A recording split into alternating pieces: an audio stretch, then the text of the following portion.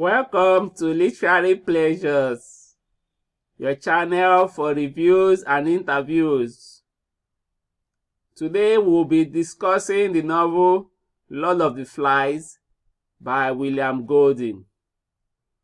But before we do that, I would like you to like, comment, and subscribe to this video. In this video, we are going to first start with the author's profile. Then I'll give you a summary of the novel, then the plot, themes, and also the message from the author. Now, the author's profile. Sir William Gerard Golding, for us to call his full name, was a British novelist, playwright, and poet. He was born in 1911 and he died in 1993.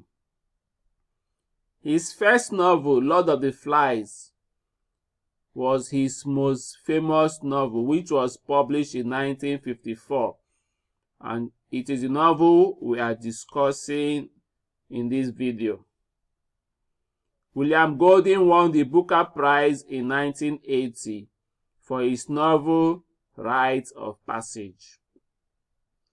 In 1983, he was awarded the Nobel Prize in Literature, and in 1918, he was made a knight for his contribution to literature. Now, let's discuss a summary of the novel.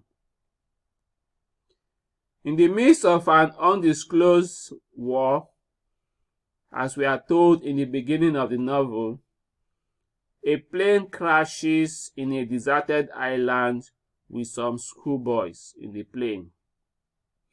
Left to themselves without adult supervision, the boys must learn how to survive. At the beginning, the boys are civilized, and they elect Ralph to lead them, who uses a conch shell to organize them. They then form a council with Jack, the leader of the choir boys, as the head of the hunters, who will gather meat for the group. Piggy, who the boys call Fatty, is a scientific thinker who helps Ralph in making decisions. Sam and Eric, a pair of twins, have the duty of making fire so that they can be discovered by civilization. Several boys also play several roles in the group. The boys are determined to have fun in the island and to eventually get rescued. But not much in the novel, Jack forms his own leadership as the boys look up to him for killing. Jack breaks away from Ralph and some of the boys follow his lead. This breakaway group becomes savages who kill pigs in daily hunting and do tribal dancing. Sinister things begin to happen. Piggy is eventually killed as the innocent boys turn savages.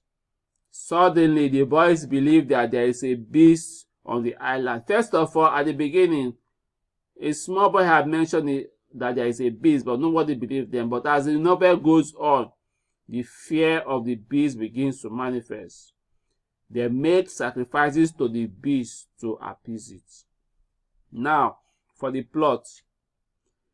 The story illustrates how a civilized society could turn to savagery without law and order. Initially, the boys want to have fun. Hey, no adults. They are very happy. And their leader, Ralph, tries to maintain discipline, order, and structure using a conch shell and a set of counselors. But very soon, the darkness in the hearts of the boys begins to manifest, particularly in the person of Jack, who is disturbed by the island. Jack represents the evil men possess when law and order are disregarded and trampled upon. Jack comes to loot the leader Raph and breaks away. His group becomes savages and eventually kill Piggy, one of the counselors to Raph. The boys would have been rescued in the story if they had kept the fire going. But Jack's group, who don't want to be rescued, make sure the fire is out. The Lord of the Flies is the name Jack's group give to the soul's head, which they transfix on a spear as an offering to the beast, because they believe there is a beast that inhabits the island, which they are afraid of. This is a symbolic reference to the primeval instincts of power and barbarism that Jack and his group have allowed to take control of them.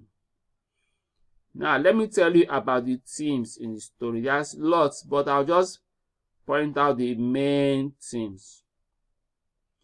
When you read the blurb of the book, and also the title, you would think that this is an adventure story.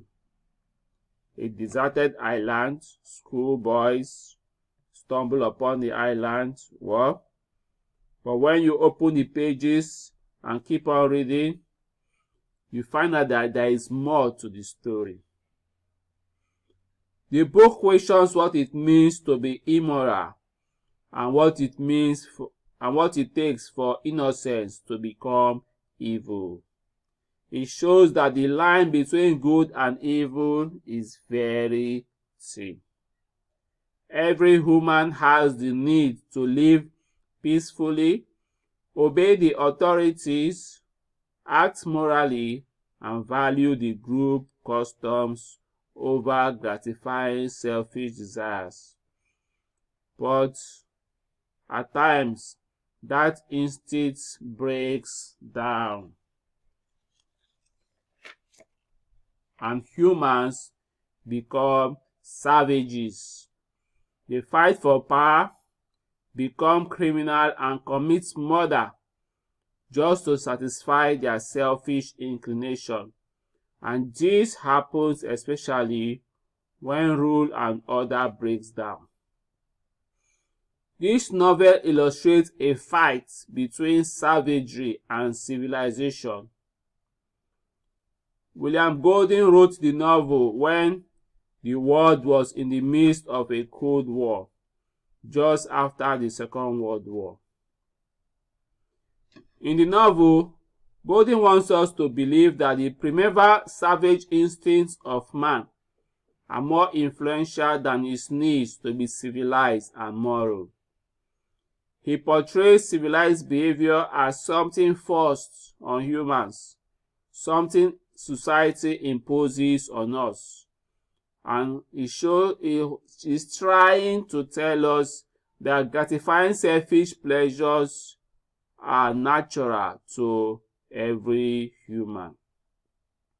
The story is allegorical. That means it is written in symbols, with different things meaning something in the society. For example, the conch represents authority, while Piggy, who is later killed, represents reason and intellectual powers.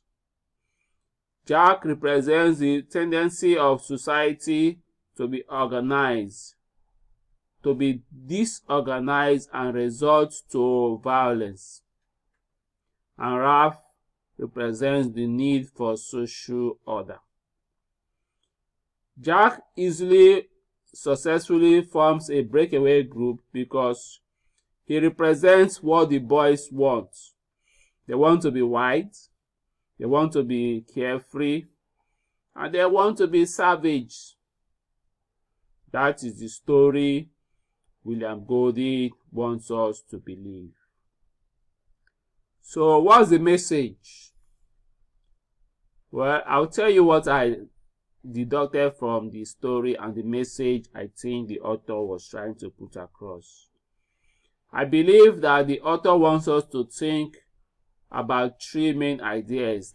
Those are ideas that resonate through human lives and you can find in every society. First, he is telling us that humans have a need for social and political order, and that is why they form governments and place responsible persons in positions of authority. The conch shell in the story as well as the platform signify that need.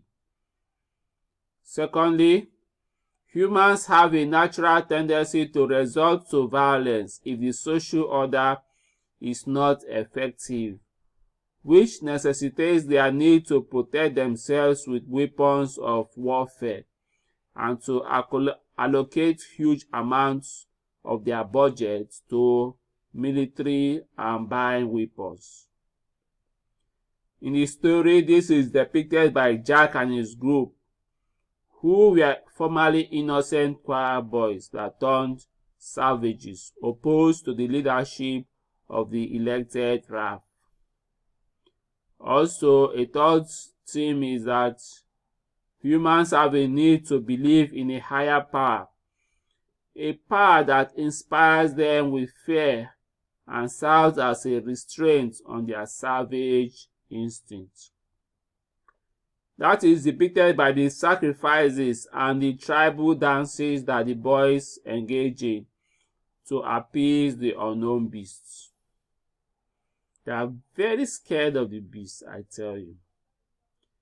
This story is one of the best stories of our time that makes us to think deeply about human existence and the role of organized society in the social milieu. So that is the conclusion of our review on Lord of the Flies by William Golding. I hope you did enjoy it. I did. So in the description below, you'll find a link to read the novel online. So just click on it and it will take you to a page where you can read the novel online. I will encourage you to like, share, and subscribe to this video because I'll be publishing more videos in the coming days. Thank you.